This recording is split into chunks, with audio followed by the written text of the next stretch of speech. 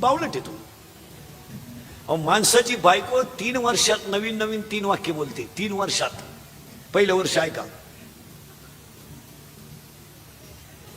पहिलं वर्ष नीट ऐका.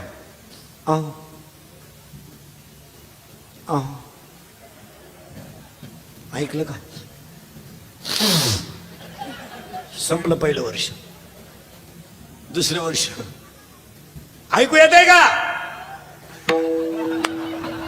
आणि तिसरं वर्ष कान फुटले का? झालं दिंडे दिंडे करीन आला आमच्या बोकांनी. माणसाची बायको 3 अंकी नाटक करते भाऊ. कोण कोणावर प्रेम करायला मोकळा आहे? नऊवार साडीतली फाटक्या रुगड्यातली आई, फाटक्या धोत्रातला बाप आणि अखंड भजन करणारी संत सोडून जगावर कोण प्रेम करतं? कुणाला वेळ आहे? काही प्रेयसी प्रेयसी. आता इथं माझ्या पुढे 2-3 प्रियकर बसले. सांगा बरं तुमचं हॉटेलचं बिल कधी प्रेयसीने दिलं का? देणारच नाही. ते हुशार कानवर आहे. 16 आईस्क्रीमच्या कांड्या खातं एकटं. आणि त्याला विचारलं तुला घेते म्हणतं इंटरेस्ट नाही. पैसेच नाही तर इंटरेस्ट काय करत?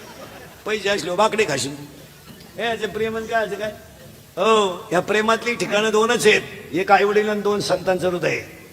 हो, संसाराची राख रांगोळी झाली तरी ज्ञानेश्वरी लिहिली आणि गाता पाण्यात टाकला तरी तारून जगाला दिला. हो, आपण नुसतं म्हणतो बागा, आपण नुसतं म्हणतो प्रेम. हे बायका पोरं प्रियशी प्रियशी. आता प्रियशी प्रेम का करते? आपला खिसा थोडा गरम आहे, आपण तिला मोबाईल घेऊ शकतो, गाडीवर फिरू शकतो, तिचं हॉटेलिंग देऊ शकतो, तिला तोंड बांधून गाडीवर फिरू शकतो. त्यामुळे ती आपल्यावर प्रेम करणं साहजिकच आहे. तिला जर म्हणलं मी कड्यावरून उडी टाकतो, तू टाकेती का? पाहू टेस्ट. ती तुला लुटून घरी येईल आणि दुसऱ्या पोराला मेसेज करीन गेला तो. आता काही लोक म्हणते ते प्रियशी प्रियकर एकमेकाच्या गळ्यात हात घालून मेले. या बावळात कल्पना आहे. पोरगी कुठे पोरासाठी मरत असते का? काय अनुभव आहे तुमचा? पोरगी पागल आहे का तू? काही पोर किती बावळात आहेत. पोरगी इतकी बिंडोक झाले त्या 2-4 वर्षात. पोरी गरीब पोरावर प्रेम सुद्धा करीत नाही. आता पार्टी तगडी आहे का? बंगला मोठा आहे का? गाडी भारी आहे का? ते याड का असा? महान पैसे. 99% जनता कशावर प्रेम करते? पाहिजे. मग तो पोरगा MBBS आहे त्याच्यावर प्रेम नाही करणार ती पोरगी. तो MD आहे त्याच्यावर प्रेम नाही करणार. तो CA त्याच्यावर प्रेम नाही करणार. हा 12वी नापास आहे पण माल मोकार आहे. मोटरसायकल आहे, चार्जर आपल्याला रिचार्ज मारून देतो, बॅलन्स देतो, हॉटेलिंग देतो. माणसं म्हणते ती पोरगी म्हणते बस मी तुझी सोडून दुसरी कोणाची होऊ शकत नाही.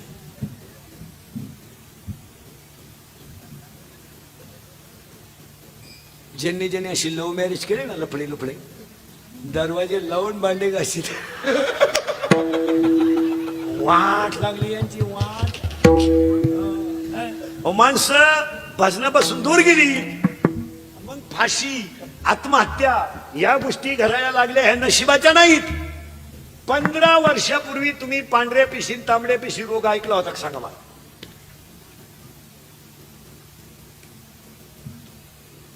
या 5-6 वर्षात नवीन रोगाची उत्पत्ती झाली. पिशी वाढल्या. काही झालं का? वाढल्या.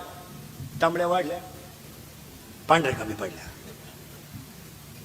सगळ्या लोकांना सांगतो पेशी डॉक्टरकडे चेक केल्या ना तुम्ही. डॉक्टरने जर तुम्हाला पेशी कमी जास्त सांगितल्या तर एकाच डॉक्टरवर अवलंबून राहू नका.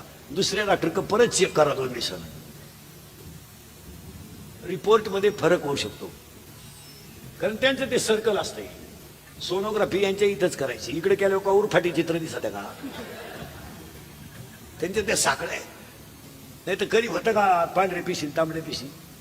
पण ह्या मानव निर्मित का झाल्या? पैसे कमावण्याचं साधन झालं. माणसांना आहार राहिला नाही आणि माणसांची हृदय सात्विक राहिली नाहीत.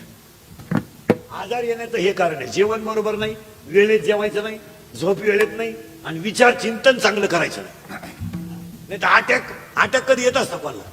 मी कीर्तनात बसलेल्या माणसाला, टोटल माणसांना एवढ्या समाजात सर्टिफिकेट देतो, आपलं कीर्तन ऐकलेल्या माणसाला 6 महिने अटॅक येऊ शकत नाही. येऊ शकत नाही. तो एकटा हसतो घरी गेल्यावर. मी अटॅक कोणाला येतो? झळकाट माणसाला अटॅक येतो. जी माणसं दुसऱ्यावर झुरात येणार. दुसऱ्याच्या दारापुढं नवीन वापायली. मी आलो बा. मग बाकीची म्हणली पाहुण्याची होती ती. आणि पाया पण सांगतो स्टेजवरच्या सगळ्या लोकांना खाली बसलेल्या, हे इंद्रिकरचे कीर्तन आहे. मी मरल ना मारा. मरणार नाही मी 5-25 वर्ष. 5-25 तास कसे काढेल अजून? पण पाया पडून सांगतो, मी मेलो तरी तुम्हाला आपलीच आठवण येईल. हा माणूस काय म्हणत होता? संवाद संपल्यामुळे अटॅक आलाय. माणसं एकमेकाशी बोलायची बंद झाली. माणसं बोलतच नाही. त्या मोबाईलमुळे एवढी बेकारी झाली. नवरा बायको बोला ना, एका खाटावर दोन कोपऱ्यात दोन बसले. इकडं पबजी चालली, इकडं टिकटॉक चाललंय. ती याडा तळू गुतलंय पबजीत आणि ही उरफाट्या बावलीची गुतली टिकटॉक मध्ये. नवरा बायको बोला ना एका खाटावर. आणि ह्या न बोलण्यामुळं मेंदूवर तणाव आला. एज्युकेटेड लोकांसाठी सांगतो, कोणी डॉक्टर बिक्टर असले तर, शिक्षक बिक्षक पुढारी फेडारी, attack is not a disease. Attack is not a disease, it is a psychological tension. Attack हा रोग नाहीये, हे मानसिक संतुलन डॅमेज झाल्याचा परिणाम. अटॅक रोग असला तर डॉक्टरला काय यावा? त्याच्या तर उशाला गोळ्या आहे, तिथं गोळ्या घे बोत गेलं. अटॅक हा रोग नाहीये. अटॅक काय येतो? वारंवार त्याच गोष्टीचं चिंतन करायचं. त्याचा परिणाम कसा होतो? मेंदूवर. तुम्हाला अटॅकला औषध सांगा, एकाही डॉक्टरकडे जायचं नाही कधी. तुम्ही इंद्रिकर मंत्र पाळीचा मारा, आजारच नाही. मला अजून स्वतःला सर्दी नाही झाली. मला मी इंजेक्शन मारेल नाही अजून. हलक्या हाती 6 तास बोलतो मी रोज. 3 तर रोज करतो. परवा तर 4 काढले 2-3 दिवस. अंतर काटलं तर 4ही धरतो. 3 तास रोज. आहे का तुम्हाला वाटतं का हा माणूस 6 तास बोलत असेल तुमच्यापेक्षा फ्रेश आहे का नाही? सर्दी नाही. अटॅक यायचं नसेल ना, तुम्हाला 3 औषधं सांगतो, 2च औषध सांगतो. एक, काल काय झालं आठवू नका, उद्या काय होईल याची चिंता करू नका, आणि आज वाईट वागू नका. अटॅकच येणार.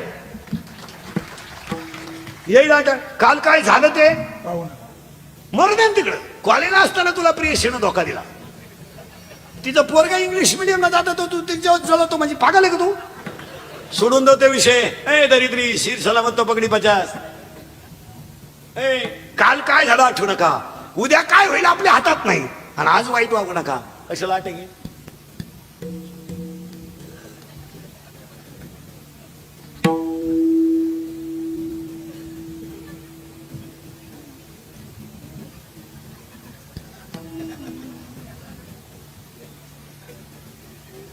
मर मग तसा. काही माणसं कामावरून सुटले ना, एकटे बोलत झाला, त्या ज्या गाडीतून उतरला त्याच गाडी चढला परत तू. माणसं पार बरमिष्ट झाली. लग विला गेला, मोबाईल आला, त्यानं चैन सुद्धा खोलली नाही, आख्या बुटात पाणी गेलं. माणसं पार पागल झाली, बोलणंच बंद नाही. झोळीमध्ये पोरग रडत आहे ढंढसा. तिने कुकर लावला, पोराला भूक लागली, आता त्याची झोप झाली म्हणल्यावर त्याला दुधाची गरज आहे. बाईनं ते पोरग खाली काढलं, झोळी फरशी उठवलं, गॅसवर दूध तापवलं, ताटात गार केलं, आणि बाटलीत भरून त्याला बुज बसवलं, आणि पोराजवळ आली चांगली दूध द्यायला. पोरग खाली दूध, तिनं हातही केला असा. आता पोरग बारीक असल्यामुळे त्याचा हात पुरला नाही. त्याच्या तोंडात द्यायला काय रोग झाला तिला. फोन आला तेवढ्यात, वर गप्पा आणि बसली. बाटली अशीच. कुत्रीचं पिलो अख्खं दूध पिऊन गेलं, पोर पाहत राहिलं, कुत्रीने पिऊन गेलं.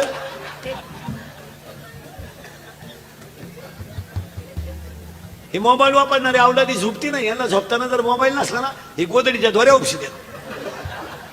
एकानं निम्या रात्री गोदडी फाडली, टरा गोदडी फाडली. त्याचा बाप म्हणला, यानं काल खाट मोडली ना आज गोदडी फाडली, याला झालं काय? त्याच्याही म्हणली, सावध व्हा नाही तर उद्या तुम्हाला फाडीला. संवाद संपला, आणि संवादामुळे अटॅक येतो. काय मध्ये तुमचं? अटॅकला दुसरं एक औषध सांगतो. या औषध तुम्हाला मान्य आहे का?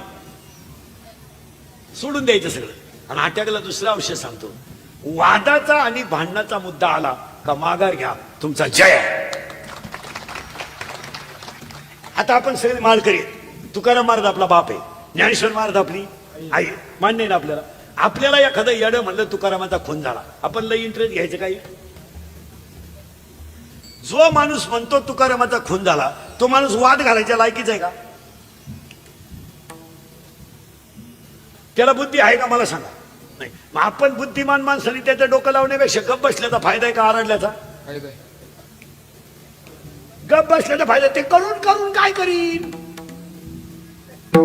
आपण जर बोललो तर त्याला स्फूर्ती मिळते, आणि नको त्याला मार्केट येतं. मग आपण त्याचा निषेध करायचा, टपऱ्या पेटवा, गाव बंठवा, म्हणजे येड्याला मार्केट द्या. त्याच्यापेक्षा रिलॅक्स राहा. ते दुपारभर भुकल. आपण म्हणतो आता तो असं बोलला मग त्याच्याबद्दल निषेध करा, त्याची डिजिटल लावा, म्हणून अजून मूर्खांची प्रसिद्धी करण्यापेक्षा गप बसून घ्या. ते आपलं गप मारत, त्याला काय भ्यायचं आहे का? त्यानं कधी गाठा वाचलाय का? नको त्याला मार्केट नाही द्यायचं. नवरा बायकोचं भांडण झालं ना, तुम्हाला सगळ्यांना औषध सांगून ठेवतो, आपले मंत्र पाळीचा तुम्ही इंदुरीकर मंत्र, होईन त्रास पण गुण हमखास. नवरा बायकोचं भांडण झालं ना, फक्त एक 5 मिनिटं बायको पाहत राहायचं, बोलायचं नाही काय.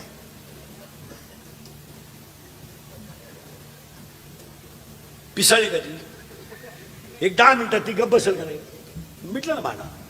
यानं तेवढ्या झपाट्यात उचलून आपटलं, जागेवर गेली बघ, बसला 40 वर्ष जाऊन गेलं नाही. तुम्ही माघार घ्या महाराज. महाराज बंबाजीनं रामेश्वरानं त्रास दिला, माघार घेतली म्हणून जगद्गुरु राहिले. जर तवाच बंबाजीच्या 2-4 ठोन दिले असतात अजून पोलीस केस चालले जातात गेलं या घरी. पण माघार घेतल्यामुळे विसोबा खेत्रासारख्याला सुद्धा नामदेवरायाचा गुरु होऊन पाया पडायची वेळ आली. आणि तुम्ही माघार घ्यायला शिकाव, माघार घ्यायची काय फरक पडत नाही. आणि नाव ठेवणारे काही लय लायकीचे येत असं नाही, पण माघारी मध्ये जय. काही बावळाट काय म्हणते माहिती का घेतली बा तू माघार? मी होतो ना. तू का आला माझ्या जमिनीला गेला पाहिला होता?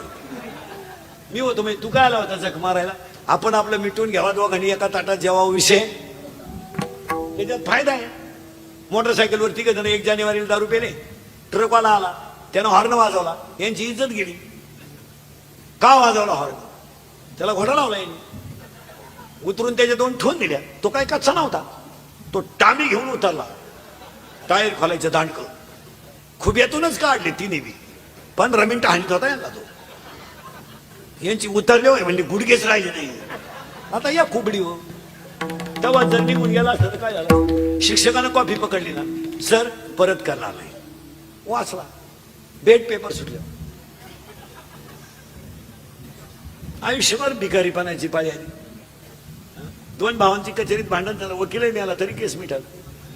त्याला एकच आयडिया आहे, दोघांनी एकत्र बसायचं. भाऊ 1 फुटाचा प्रश्न आहे ना, अर्धा तुला घे नाही तर अर्धा मला घे, आणि अख्खा तुला घे, आणि भांडण नाही तरी मलाही संघ न्यायचं नाही. पण गावातले लोक म्हणजे थोड्या करता काम मिटवायचं. आता पार केस काढाव आली, 5-50 हजार जातील, पण त्याची झिरो. आयडिया सांगून ठेवतो तुम्हाला. कधी इथून पुढे जो माणूस वादातून बाजूला राहील तो पडल्या पडल्या झोपेल. हे कधी देणार? वाद हा विषय आणायचाच नाही. बरं समोरच्याला हालडू द्या ना, काय फरक पडला? तुम्हाला सकाळी घरातून लवकर निघायचं ना, माथाडी कामगारांना बायको लवकर चहा करीत नाही ना, आयडिया. एकच वाक्य बोलायचं फक्त तिच्या पाहून, एकदाच बोलायचं, परत नाही बोलायचं. परत बोलला मेला म्हणतो. तिला फक्त एवढं म्हणायचं, काल आलता त्या भावाचा फोन, 3ऱ्या मिनिटात चहा येईल, पेन जाय का, मला काय करायचं भोगलं तिला. पण आपण काय करतो महाराज, सगळ्या गोष्टी. आता याच्यातले कोणते पुरुष आहेत माझ्या सगळं, की आपण आपल्या बहिणीला दिवाळीला साडी घेतली, बायकोला न विचारता किती जणांनी घेतली? विचारायचंच नाही. तुम्हाला आयडिया सांगून देतो. 1500ची साडी आणायची आणि 500चं स्टिकर लावून आणायची. किमतीचं घेतली केवढ्याला? 1500ला. छापील किंमत किती आहे? 500. देऊन द्यायची बायको पुढे ठेवून. ती अशी डोळे वासू वासू पाहती, इतकी भारी. अगं 300लाच होती, मला आवडली म्हणून मी 500ला आणली. अशी जळून द्यायची तिला 5-10 मिनिटं. पण ती आपल्या पुढची, ती म्हणते असं करते, ही मला ठेवते.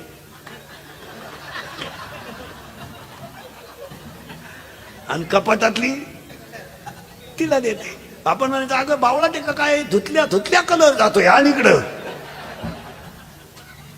प्रेम बिम करीत नाही कोणी. एखाद्या बाईचा नवरा तरुणपणात मरू द्या बरं, काय भोगलं ती बाई, काय होलं ती मोठमोठ्यानं. देवान तुझी रान रणकीन झाली, मेल्यान मला काला ठुलन, त्यांना काला नेलं, कशाला जगून, कोणच्या कपावून जगून. काय माझ्या जगण्याला मजा आहे. नवरा जळवतो, ती आगी कवडीतीन, बांगड्या फोडीतीन, पदर फाडीतीन, तोंड झोडीतीन, आडवी तिडवी होतीन, इवळं ती कितीन, काय कितीन. नवरा जळवतो तशी आगी कवडीती, आणि 2-3 बाया तिला मागं वडी द्या. नको जाऊ बाई. ती म्हणते येते आता. काय नाही, फक्त अशी जाळा जवळ न्यायची, थोडी ढिल्ली करायची.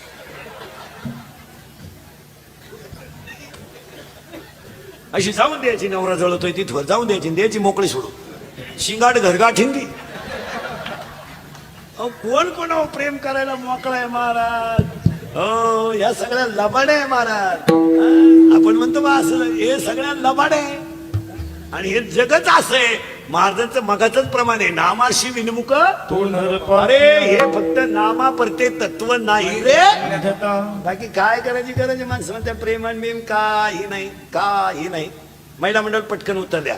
तुमचा भाऊ आणि आमचा भाऊ संगत जेवायला बसला. तुम्ही भजे वाढायला आल्या. लबाड बोलायचं नाही. एक का होईना भज तुम्ही जास्त कोणाला द्याल.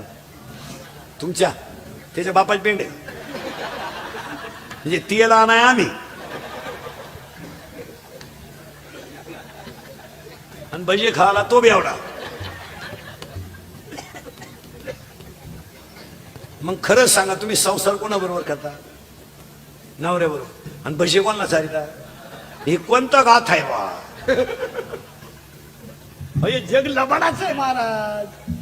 तुम्ही महाराजांची भाषा लिहिली सत्यासिरीतले जग पापा देती अनुमोदन करती हेळत. संतांची महाराजांची भाषा आहे कळो येईल